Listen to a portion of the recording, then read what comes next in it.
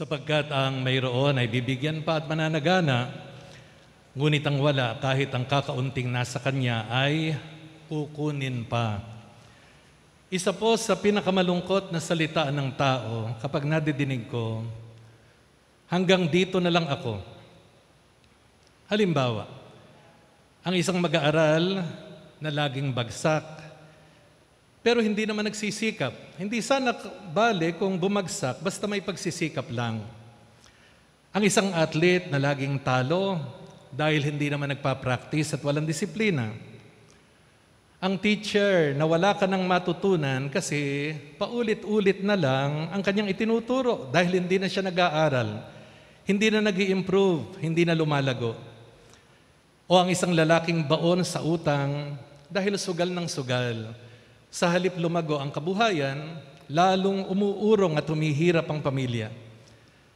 O ang isang magsasakang laging maliit ang ani dahil alak ang laging kaulayaw. Lahat po tayo ay pinagkatiwalaan ng Diyos ng kanya-kanyang kaloob.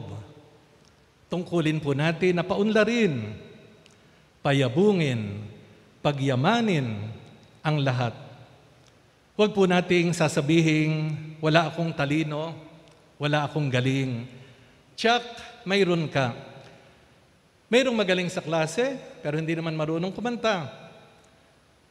Mayroong magaling namang sumayaw, may magaling sa sports, may magaling sa arts, may magaling sa pakikinig sa kapwa, sa pagkukwento, may magaling sa computer, sa mga gadgets. Kanya-kanya tayo ng husay at galing. Kailangan lang tuklasin, paunlarin, ibahagi natin sa kapwa-tao. Napakinggan po natin ang Ebanghelyo. Nagagalit ang Panginoon sa mga taong hindi na pinauunlad ang kanyang mga kaloob. Nalulugod at pinagpapala ng Diyos ang mga nagpapaunlad sa mga kaloob sa kanila ng Diyos. Nasa Papaya po ako ngayon. Minsan po may kakwentuhan akong teacher at ang sabi sa akin ng teacher, may itinuro siya. Sabi niya sa akin, Father, tingnan niyo po yung lalaki na yon. Magpo 40 years old na siya. Estudyante ko po yan, Father. Nung nag-aaral po yan, napakahina po. Mapurol. Pero sabi niya, nung nakatapos mag-aral dahilan sa pagtatyaga, alam niyo po, sabi niya, napakabuting tatay niya ngayon. Napakabuti niyang ama sa kanyang mga anak. At hindi lang yon, Father. Maabilidad na negosyante. Kaya po siya matagumpay. Yun po ang ikinalulugod ng Panginoon. Yung konting puhunang ibinigay ay pinauunlad ng taong pinagkalooban. May isa pa po tayong kaloob mula sa Diyos. Ito po ay ang simbahan, ang bayan ng Diyos na kinabibilangan natin. Sino po ba ang bumubuo ng simbahang ito? Ang simbahan po ay hindi lang po itong gusaling ating kinalalagyan ngayon.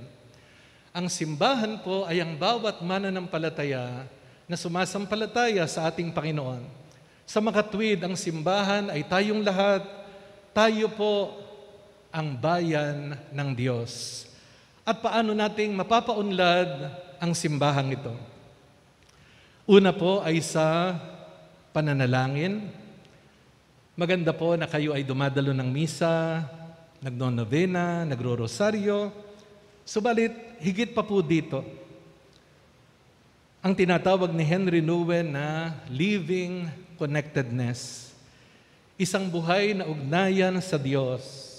Hindi natatapos ang ugnayan natin sa Diyos sa simbahan. Pagkatapos natin magsimba, itutuloy po natin ito sapagkat si Kristo ang puno at tayo ang mga sanga. John chapter 15. Ibig sabihin po nito, isama natin ang Diyos mula sa pagsikat hanggang sa paglubog ng araw. Isama natin siya sa bahay at sa ating mga gawain, sa palengke, sa bukid, sa ating pinagtatrabahuhan, sa ating mga kabarkada.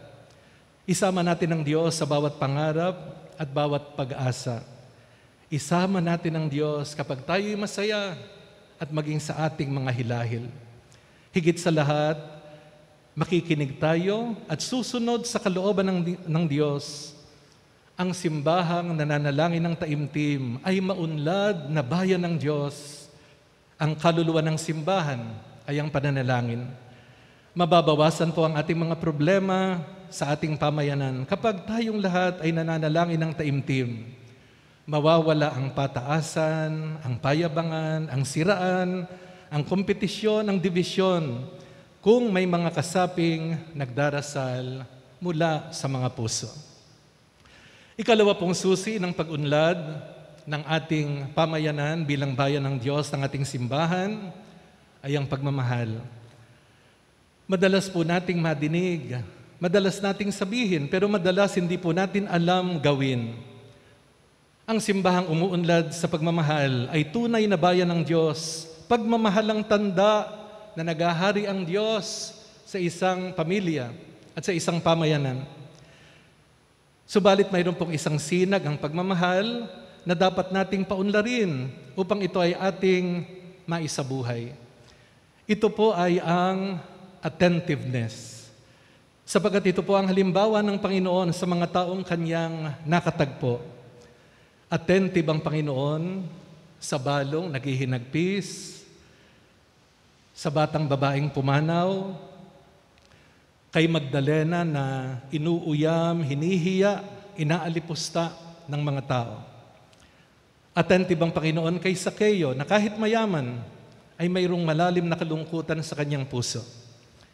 Attentive ang Panginoon sa bulag, sa paralitiko, sa biyanan ni San Pedro, at sa Mateo chapter 9 verse 36 mababasa natin, nang makita ni Jesus ang mga tao, napuspos ang kanyang puso ng habag. Attentiveness. Ito po yung isang katangian na pwede nating paunlarin upang umunlad tayo sa pagmamahal. Nagkaroon po ng pag-aaral sa mga successful couples and families. Alam niyo po ba yung isang natagpuan?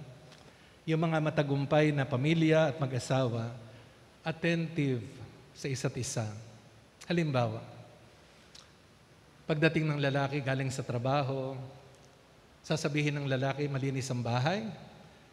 Pati yung mga anak na maliliit ay ayos na ayos. Pwedeng sabihin ng lalaki, darling, thank you. Nakikita ko yung hirap mo maghapon. Salamat sa iyong pag-aalaga sa ating bahay, sa ating mga anak. Yun po yung attentiveness. O kaya yung iyong anak ay tumatakbo galing sa eskwelahan, tuwan-tuwa, nagmamalaki, Daddy, Mommy, mataas po ang grades ko. Ang attentiveness, kahit ano ginagawa mo, anak, tingnan ko nga. Oh, congratulations anak. Hahalikan mo, yayakapin mo, keep it up. Masakit sa isang bata na tumatakbo, dumarating, nagmamalaki sana, nadala-dala yung card. Sasabihin ng magulang, Mami, tumabi ka riyan. Nanonood ako ng TV. Nagpe-Facebook ako. Mami, kita haharapin. Yung lack of attentiveness na ito ang sumisira sa maraming relasyon. Kung atin pong isa sa buhay, araw-araw na maging attentive sa isa't isa, yun po ang pagmamahal. Masyado pong astronomical ang pag-ibig. Subalit meron itong isang konkretong sinag, ang pagbibigay atensyon natin sa isa't isa. Katulad ng ginawa ng Panginoon, ito ang hamon sa atin bilang bayan ng Diyos, lalong-lalo na ngayon, nakatatapos po ng bagyo. Are we attentive to the needs of our neighbors? Salamat sa Diyos, buhay po tayo. Pero mas matindi ang dinaanan ng taga Bicol, ang taga Tugigaraw. Nararamdaman po ba natin sa ating puso, bilang bayan ng Diyos, ang mga dinaranas ng ating kapwa-tao? Pangatlo at pangwakas sa ating pagninilay, ang simbahan na bayan ng Diyos ay hindi lamang po nagmamahal. Ang simbahan na bayan ng Diyos ay dapat sama-samang naglilingkod. Hindi lamang attentive, kundi responsive. Sapagkat ang pananampalatayang walang gawa ay patay. Santiago 2:26, ang tunay na kasapi ng sambayanan ng Diyos ay may ginagawa para sa kapakanan ng kapwa-tao. Noon pong Miyerkules ng gabi hanggang Huwebes, napakalakas po ng bagyo sa amin sa General Tinio. Nakakatakot po. Masyado yung ugong ng hangin. At narinig ko po nagbabagsakan ng mga puno sa paligid namin. Kinabukasan po, ako'y naglalakad sa paligid. Sabi ko sa Panginoon, Panginoon, salamat po, nakasurvive kami. Salamat po, wala namang nasirang bubong. Bagsak lang ang mga puno sa paligid. Ako po'y malungkot nung Huwebes. Biyernes po ng umaga, wala naman akong tinatawagan. Alam niyo po, dumating ang Knights of Columbus at ang Menro. Dala-dala mga gamit, mahigit 10 po sila. Father, maglilinis po kami. Alam niyo po na yung saya sa puso na may mga ganitong mananampalataya na hindi lang nananalangin, kundi mayroong ginagawa. Naglinis po sila at babalik pa sa Lunes. Ganito po ang tunay na Kristiyano. Hindi natatapos sa pananalangin.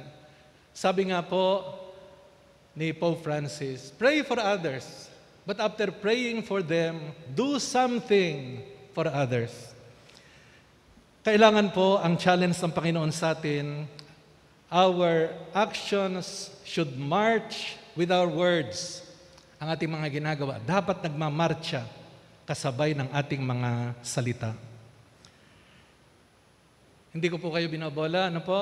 Ako po ay minsan, nung matapos na itong simbahan at yung harapan po ng simbahan, dumadaan po ako ng isang gabi, ang liwaliwanag, ang ganda-ganda.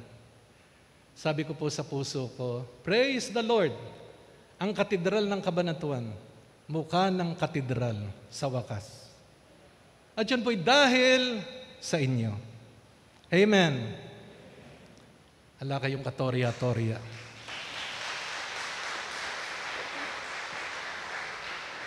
Subalit hindi lang po yun. Batid ko po namin ang inyong paglilingkod, ang inyong pondong pastoral. Hindi lang pagtulong sa gusaling simbahan, ang bayan ng Diyos sa San Nicolas Tolentino Cathedral ay nag-aambag din para matulungan ang mga pinakaaba nating mga kapatid. At yun po ang bunga ng ating pananalangin. We are attentive to the needs of our brothers and sisters as a church, and we are also responsive to their needs. At pagharap natin sa Panginoon balang araw, napakinggan natin sa ikalawang pagbasa, tayo pong lahat ay magsusulit kung paano natin ginamit ang ating buhay.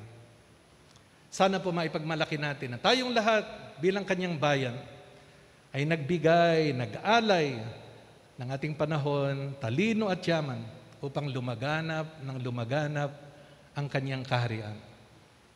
At kailan natin ito sisimulan? Hindi bukas, kundi ngayon. 3 po ang susi ng isang maunlad na bayan ng Diyos. Patuloy siyang umuunlad sa pananalangin. Patuloy siyang umuunlad sa pagmamahal. Patuloy siyang umuunlad sa paglilingkod. Pagpalain tayong lahat ng Panginoon.